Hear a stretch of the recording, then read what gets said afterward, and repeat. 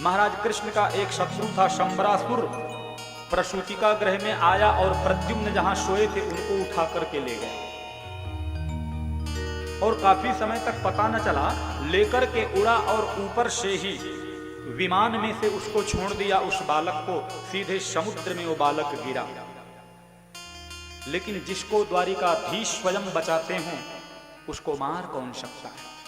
कहते हैं जैसे ही समुद्र में वो बालक गिरा उसी समय एक मछली है उसने मुंह खोला और उस मछली के मुखमंडल से प्रवेश करके उसके उदर में चले गए प्रद्युम्न। और वो मछली जब मछुआरों ने पकड़ा तो बिकी भी कहां, बोले उसी शंबरासुर के वहां जिसने प्रद्युम्न को लेके गए। जब मछली को काटा गया तो उसमें से प्रद्युम्न जी छोटे से बालक के रूप में निकले। जो मछली काटने वाले थे वो लेकर के गए और शंबरासुर से कहते हैं महाराज आज तो आश्चर्य हो गया। बोले क्या? बोले एक मछली ने मनुष्य बालक को जन्म दिया, उसके पेट में था। एक बार तो देखा शंबरासुर, पहचान न सका, बोला हमको क्या करना है, हमारे यहाँ जो संगीत विद्या सिखाती है ना विद्यावती, उसको जाकर के दे दो। विद्यावती धीरे धीरे उस बालक का पालन पोषण करती हैं। संत नारद के दिन एक दिन अवगत हुआ कि जिसको तुम गोद में खिलाती हो मालूम है कौन है? तुम्हारा पति, क्योंकि तुम पूर्व जन्म में थी रति। ये प्रद्युम्न पहले कामदेव थे, भगवान शंकर की तपस्या को भंग किया और भगवान शंकर ने तीसरा नेत्र खोला, खोलते ही भस्म हो गए। अब जो कामदेव की पत्नी रति थी जब व्याकुल हुई तो शंकर जी ने कहा चिंता मत करो, कृष्ण तनय हुई ही पति तोरा, वचन अन्यथा हो ही न मोरा। बिल्कुल चिंता करने की जरूरत नहीं है, कृष्ण के यहां प्रद्युम्न के रूप में तुम्हारा पति जन्म ले लेगा।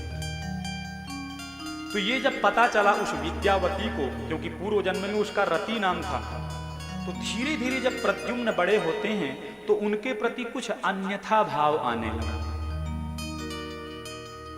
तो एक दिन प्रद्युम्न जी कहते हैं देवी आपने मेरा लालन पालन किया और मैं जैसे जैसे बड़ा होता हूं तो आपकी जो भाव भंगिमा है ना मेरे प्रति कुछ मुझे ठीक नहीं लगता। तो विद्यावती आज रोते हुए कहती है कि भगवान नारायण सुतः शंबरे नारितो गृहान अहं ते धिकृता पत्नी रतिकामास्तु भवान पुत्र। भगवान नारायण सुतः, मैं प्रायः कहता हूं कृष्ण राम ये सब नारायण के अवतार हैं। समय समय पर जब जब जैसी जैसी आवश्यकता होती है तो ये जो नारायण विष्णु है ना अपना स्वरूप बदल बदल करके भक्तों की आकांक्षा को पूर्ण करने के लिए आते हैं। तो कहती हैं वह विद्यावती की भगवान नारायण सुतः, आप नारायण के पुत्र हैं और अहम तेधिकृता पत्नी, मैं आपकी अधिकृत पत्नी हूं। पूर्व जन्म में ऐसा ऐसा हुआ, भगवान शंकर के यहां आप गए, उन्होंने श्राप दिया, आप जल गए, सारा वृत्तांत बताया। और देखो ना मैं आपके बिना यहां रह रही, दासी का काम कर रही।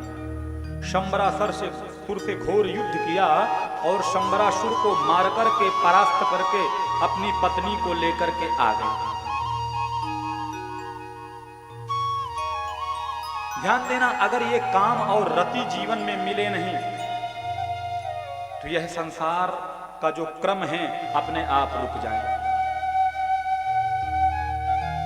प्रति पुरुष में काम होता है और स्त्री में रति होती है और दोनों के संसर्ग से फिर पुत्र और पुत्री का जन्म होता है, संतति होती है।